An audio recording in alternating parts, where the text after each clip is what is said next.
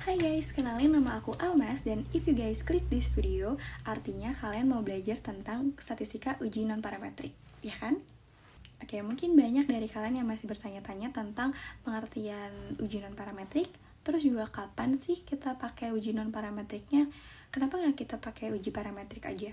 Oke, tenang guys, karena kalian udah klik this video, artinya kalian gak cuma belajar tentang pengertian uji non-parametrik aja, tapi kalian juga belajar tentang perbedaan statistika parametrik dan juga non-parametrik, kapan metode statistika non-parametrik digunakan, keuntungan dan kekurangan penggunaan statistika non-parametrik, jenis-jenis uji statistika non-parametrik, uji Mann-Whitney dan juga uji Kruskal-Wallis, dan juga studi kasus yang bakalan kita masukin ke SPSS dan juga dijelasin langsung apa sih arti outputnya. Dan semua materi itu bakalan dijelasin sama kakak-kakak ini. Oke, daripada kelamaan, let's get start into the video. Di sini kita akan belajar mengenai statistika uji non-parametrik. Sebelum lanjut lebih dalam, tentunya kita harus mengetahui apa sih uji non-parametrik itu. Uji non-parametrik merupakan teknik-teknik statistika sedikit asumsi atau bahkan tidak sama sekali. Terkadang juga dikenal dengan model statistik yang bebas terhadap distribusi tertentu. Selain non-parametrik, tentunya ada yang namanya uji parametrik. Nah, kedua ini memiliki perbedaan di mana statistika parametrik menggunakan asumsi bahwa data berasal dari populasi berdistribusi normal dengan varians yang sama. Metode ini cocok untuk ukuran sampel yang besar. Lebih spesifiknya lebih dari 30. Sedangkan statistika non-parametrik tidak membutuhkan banyak asumsi, khusus mengenai distribusi data, kecuali harus bersifat kontinu. Metode ini cocok untuk data nominal atau ordinal dan ukuran sampel yang kecil, lebih spesifiknya itu ukuran kurang dari 30. Kapan sih uji ini dapat digunakan? Uji ini dapat digunakan ketika yang pertama, sampel sangat kecil dan data tidak normal.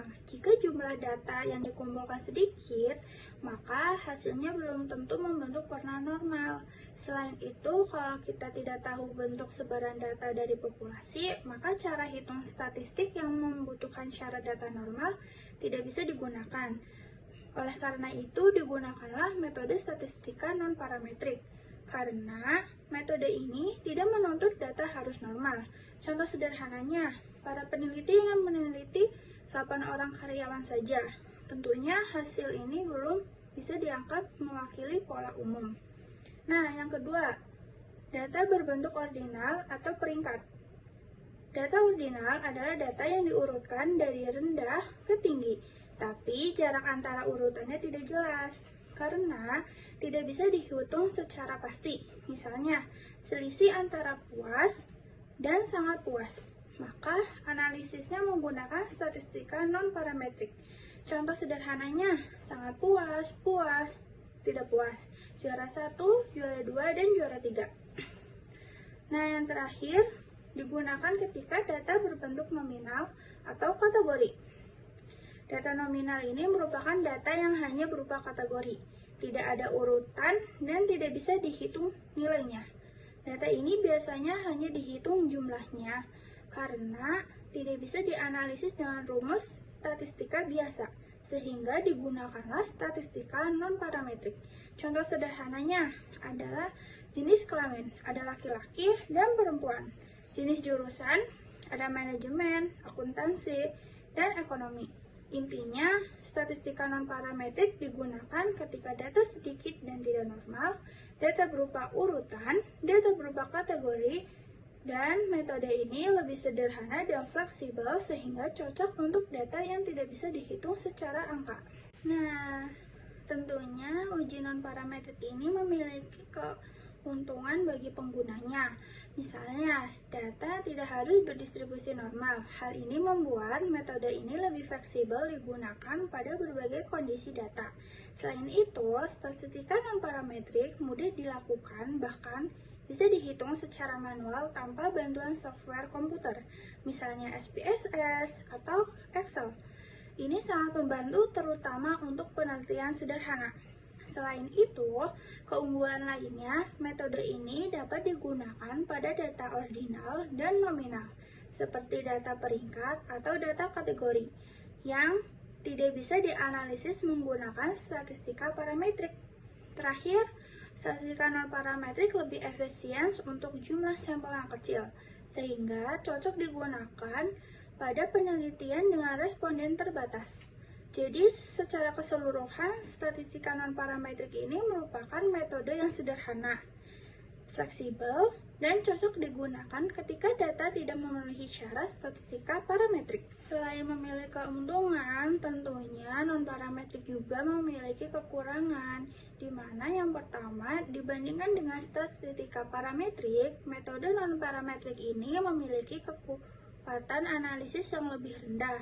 Artinya, metode ini kurang sensitif dalam mendeteksi perbedaan atau pengaruh yang kecil pada data. Yang kedua, dalam penerapannya sering dilakukan penyederhanaan data. Misalnya, data berskala rasio atau interval diubah menjadi data ordinal atau nominal. Proses ini dapat menyebabkan hilangnya sebagian informasi dari data awal. Ketiga, meskipun konsep dan prosedurnya relatif sederhana, perhitungan statistika non-parametrik dapat memerlukan waktu yang lebih lama, terutama jika dilakukan secara manual dan jumlah data cukup banyak. Nah, yang terakhir, statistika non-parametrik tidak dapat digunakan untuk analisis yang kompleks, seperti menguji interaksi antar variabel maupun untuk tujuan prediksi. Dengan demikian, statistika non-parametrik sebaiknya digunakan secara tepat sesuai dengan kondisi data dan tujuan penelitian. Setelah memahami apa itu uji non-parametrik, mengetahui kelebihan dan kekurangannya, uji non-parametrik juga memiliki jenis-jenis yang umum. Yang pertama, uji non-parametrik satu sampel. Uji ini digunakan ketika penelitian hanya melibatkan satu kelompok data. Contohnya adalah uji binomial, uji C-kuadrat satu sampel, dan uji Kolmogorov-Smirnov satu sampel, yang biasanya digunakan untuk melihat kesesuaian data terhadap suatu distribusi atau proporsi tertentu. Nah, yang kedua, ada uji non-parametrik dua sampel berpasangan. Uji ini digunakan ketika data berasal dari dua pengukuran pada objek yang sama, misalnya sebelum dan sesudah perlakuan. Contohnya adalah uji M-Sinimar dan uji Wilcoxon, yang digunakan untuk melihat perbedaan kondisi sebelum dan sesudah perlakuan. Nah, yang ketiga, uji non-parametrik dua sampel independen. Uji ini digunakan untuk membandingkan dua kelompok yang tidak saling berhubungan. Contohnya adalah uji Mann-Whitney dan uji median, yang digunakan untuk melihat perbedaan antara dua kelompok yang berdiri sendiri. Dengan demikian, pemilihan uji statistika non-parametrik disesuaikan dengan jumlah sampel, hubungan antara sampel, dan jenis data yang digunakan dalam penelitian. Setelah mengetahui jenis-jenis non-parametrik, di sini kita akan membahas yang namanya uji Mann-Whitney. Apa sih itu uji Mann-Whitney? Uji Mann-Whitney ini adalah uji statistika non-parametrik yang digunakan untuk membandingkan dua sampel yang saling independen atau tidak berhubungan satu sama lain. Uji ini bertujuan untuk mengetahui apakah terdapat perbedaan antara dua kelompok, atau dengan kata lain, apakah kelompok tersebut berasal dari populasi yang sama atau berbeda. Uji Mann-Whitney ini biasanya digunakan ketika data tidak berdistribusi normal, atau data berbentuk ordinal, atau sampel relatif kecil. Sebagai contoh sederhananya, uji ini dapat digunakan untuk membandingkan tingkat kepuasan antara dua kelompok pelanggan yang berbeda, atau nilai ujian antara dua kelas yang tidak saling berkaitan. Dengan demikian, uji Mann-Whitney ini menjadi alternatif dari uji T dua sampel independen pada kondisi data yang tidak memenuhi asumsi parametrik. Nah, untuk melakukan uji non-parametrik ini mempunyai Prosedur pengujian yang pertama menentukan hipotesis. Pada tahap pertama menentukan hipotesis untuk uji dua arah. Hipotesis 0 atau H0 menyatakan bahwa median kedua kelompok sama. Sedangkan hipotesis alternatif H1 menyatakan bahwa median kedua kelompok berbeda. Untuk uji satu arah kiri, H0 menyatakan bahwa median kelompok pertama lebih besar atau sama dengan kelompok kedua. Sedangkan H1 menyatakan media kelompok pertama lebih kecil dari kelompok kedua. Untuk uji satu arah kanan, H0 ini menyatakan bahwa media kelompok pertama lebih kecil atau sama dengan kelompok kedua. Sedangkan H1 menyatakan median kelompok pertama lebih besar dari kelompok kedua. Pemilihan jenis hipotesis ini disesuaikan dengan tujuan penelitian. Nah, prosedur pengujian yang kedua ini adalah menentukan statistika uji. Tahap kedua menentukan uji statistika uji memiliki beberapa langkah. Yang pertama, menggabungkan seluruh data dari kedua kelompok sampel, memberikan peringkat ranking pada data yang telah digabungkan, menjumlahkan ranking untuk masing-masing kelompok sampel, menghitung nilai statistika uji T menggunakan rumus yang ada di slide. Apabila terdapat ranking yang sama, maka digunakanlah faktor koreksi agar hasil penguji tetap akurat. Prosedur pengujian yang ketiga adalah menentukan wilayah kritis. Tahap terakhir adalah menentukan wilayah kritis untuk mengambil keputusan. Pada uji dua arah, H0 ditolak jika nilai T berada di daerah kritis di kedua sisi. Pada uji satu arah, H0 ditolak jika nilai T berada di wilayah kiri. Pada uji satu arah kanan, H0 ditolak jika nilai T berada di wilayah kanan. Keputusan akhir diambil dengan membandingkan nilai statistika dengan nilai kritis pada tingkat signifikan yang telah ditentukan. Dengan demikian, ketiga tahap tersebut, uji man with me dapat digunakan untuk mengetahui apakah terdapat perbedaan antara dua kelompok sampel yang independen. Setelah membahas uji man with me yang digunakan untuk membandingkan dua kelompok independen, selanjutnya kita masuk ke uji Kruskal-Wallis. Uji ini merupakan uji statistika non-parametrik yang digunakan untuk menguji apakah terdapat perbedaan yang signifikan antara lebih dari dua kelompok yang saling independen. Uji ini digunakan ketika jumlah kelompok yang dibandingkan lebih dari dua arah, data yang tidak berdistribusi normal, dan data berbentuk ordinal atau ranking. Secara konsep, uji Kruskal-Wallis merupakan pengembangan dari uji Mann-Whitney, tetapi diterapkan pada lebih dari dua kelompok. Uji ini melihat perbedaan berdasarkan peringkat data, bukan nilai asli datanya. Dengan demikian, uji Kruskal-Wallis sangat cocok digunakan untuk mengetahui apakah terdapat perbedaan median antara beberapa kelompok populasi yang bersifat independen. Sama halnya dengan uji Mann-Whitney, uji Kruskal-Wallis juga memiliki prosedur pengujian. Prosedur pengujian yang pertama adalah asumsi. Terdapat beberapa asumsi yang harus dipenuhi dalam uji Kruskal-Wallis. Data berasal dari beberapa kelompok populasi yang saling independen. Setiap kelompok memiliki median, namun nilai median tersebut tidak diketahui. Data berskala minimal ordinal sehingga dapat dilakukan proses perankingan. Bentuk sebaran data antara kelompok diasumsikan sama, dengan perbedaannya hanya terletak pada parameter lokasi dan median. Asumsi ini menunjukkan bahwa uji Kruskal-Wallis cocok digunakan ketika data tidak memenuhi asumsi parametrik, tetapi tetap dapat diurutkan. Prosedur pengujian yang kedua adalah menentukan hipotesis. Hipotesis 0 atau H0 menyatakan bahwa semua kelompok memiliki median yang sama, atau dengan kata lain, distribusi data antar kelompok adalah identik. Hipotesis alternatif H1 menyatakan bahwa setidaknya terdapat satu kelompok yang memiliki median berbeda dibandingkan kelompok lainnya. Hipotesis ini digunakan untuk mengetahui apakah ada perbedaan yang signifikan antara kelompok yang diuji. Prosedur pengujian yang ketiga adalah statistika uji. Statistika uji memiliki beberapa langkah sebagai berikut, yaitu seluruh data dari semua kelompok digabungkan, Data kemudian diurutkan dan diberi peringkat dari nilai terkecil hingga terbesar. Jika terdapat nilai yang sama, digunakan peringkat tengah atau mid-ranking. Setelah itu, jumlah peringkat untuk setiap kelompok dihitung dan dinyatakan sebagai R1. Nilai statistika uji dihitung menggunakan rumus khas seperti yang ditampilkan pada slide. Nilai H inilah yang nantinya dibandingkan dengan nilai kritis untuk menentukan apakah H0 ditolak atau diterima. Selanjutnya kita masuk ke dalam pembahasan studi kasus. Studi kasus yang pertama yaitu mengetahui perbedaan kualitas mutu pelayanan kesehatan di polindes-polindes yang dianggap ramah oleh masyarakat dan yang dianggap tidak ramah di Kabupaten Unaha.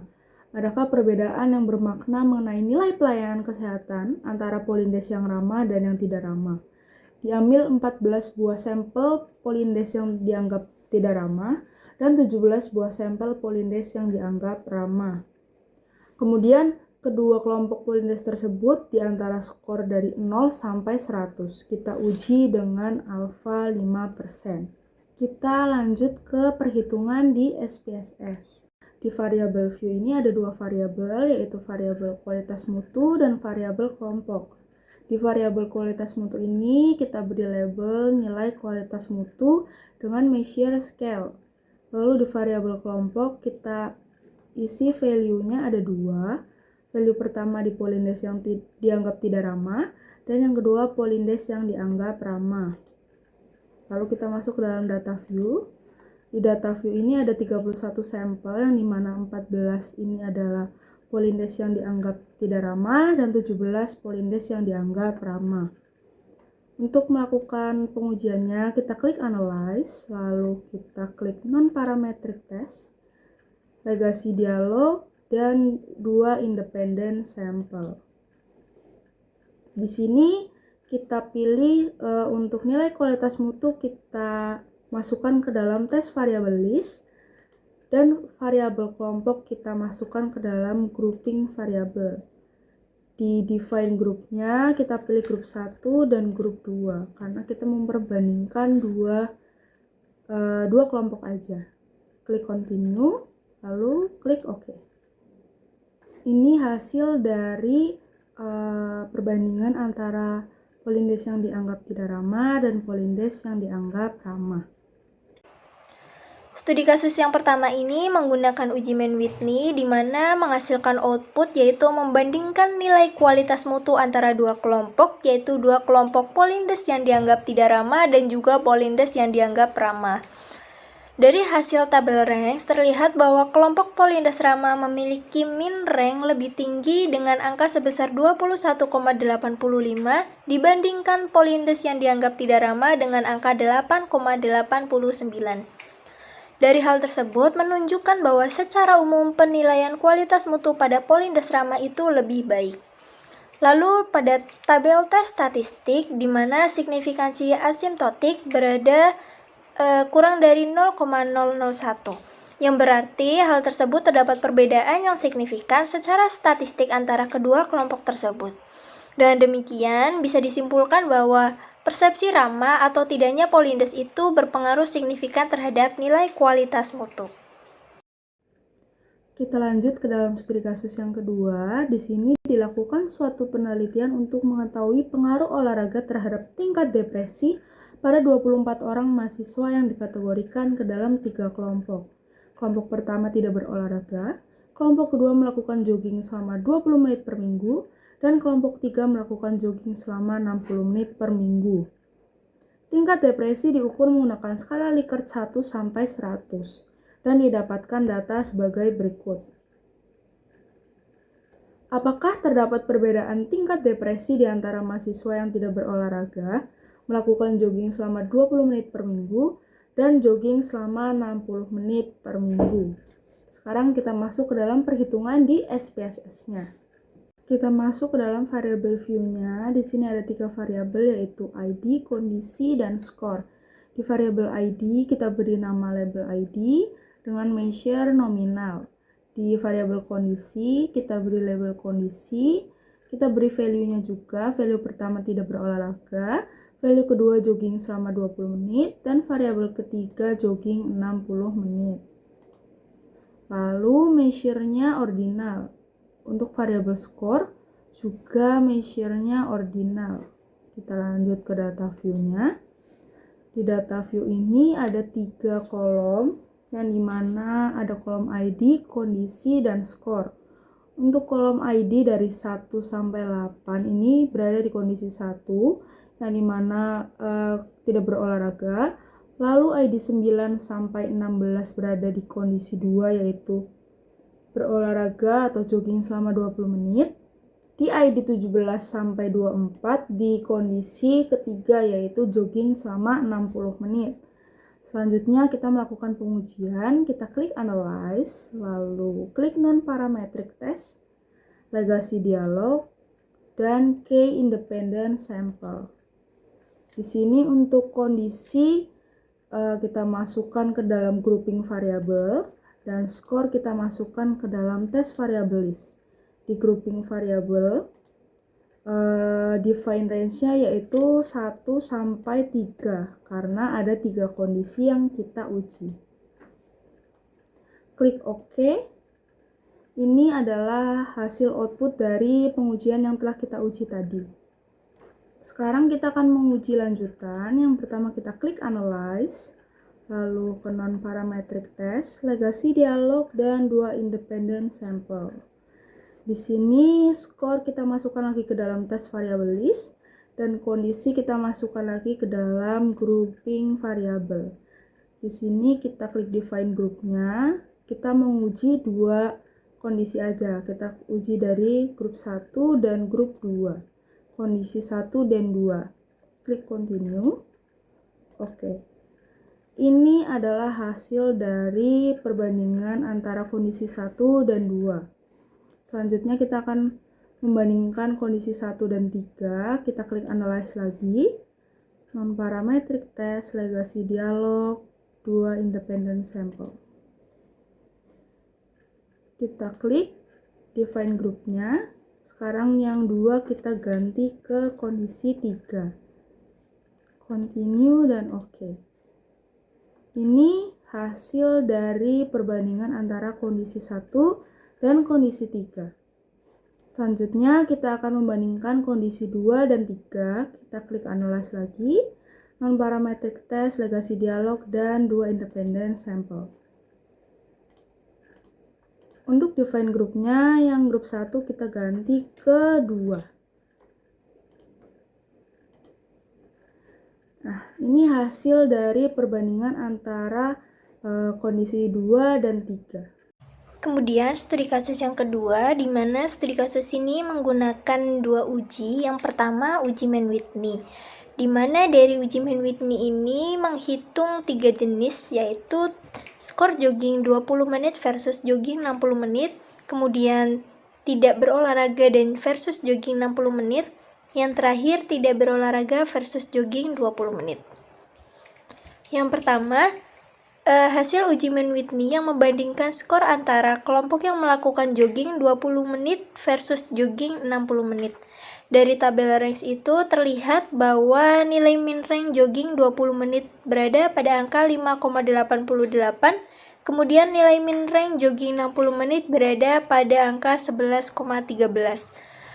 Hal tersebut terlihat bahwa kelompok jogging 60 menit memiliki nilai min rank lebih tinggi, sehingga kelompok jogging 60 menit itu cenderung lebih tinggi.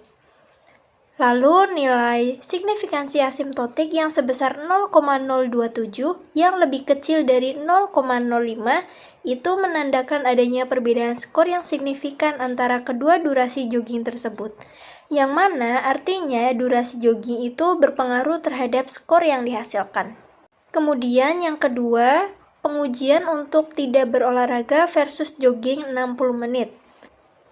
Dapat terlihat dari hasil ranks di mana kelompok jogging 60 menit memiliki nilai min rank 11,44 yang mana jauh lebih tinggi dibandingkan kelompok yang tidak melakukan jogging yang hanya berada pada angka 5,56. Kemudian pada tabel tes statistik di mana nilai signifikansi asimptotik sebesar 0,013 yang berarti terdapat perbedaan yang signifikan secara statistik.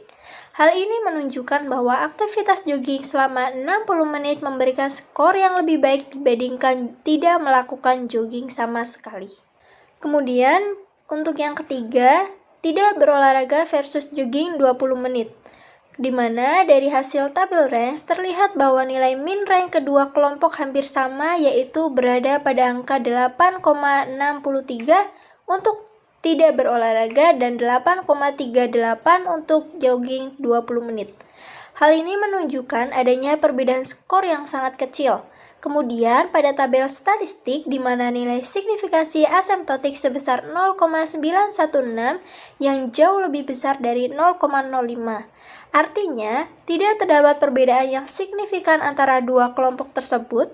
Dengan kata lain, jogging 20 menit belum menunjukkan perbedaan skor yang berarti dibandingkan dengan tidak berolahraga sama sekali. Kemudian untuk pengujian yang kedua menggunakan uji Kruskal-Wallis di mana menghasilkan output yang digunakan untuk membandingkan tiga kelompok sekaligus, yaitu tidak berolahraga, jogging 20 menit, dan jogging 60 menit. Dari tabel ranks terlihat bahwa nilai min ranks tidak berolahraga berada pada angka 9,69, jogging 20 menit berada pada angka 9,75, dan jogging 60 menit berada pada angka 18,06. Kemudian, pada tabel tes statistik di mana nilai signifikansi asimptotik sebesar 0,024 yang lebih kecil dari 0,05. Hal ini menunjukkan bahwa terdapat perbedaan skor yang signifikan di antara tiga kelompok, di mana secara umum jogging 60 menit memberikan hasil skor terbaik dibandingkan dua kelompok lainnya, yaitu jogging 20 menit dan tidak berolahraga. Balik lagi sama aku di mana kalian udah ngedengerin penjelasan dari kakak-kakak tadi. Semoga penjelasan dari kami bermanfaat ya buat kalian dan kalian udah gak bingung-bingung lagi soal statistika uji non parametrik. Oke, segini aja video dari kami. Semoga bermanfaat. Bye guys, see you on the next video. Bye.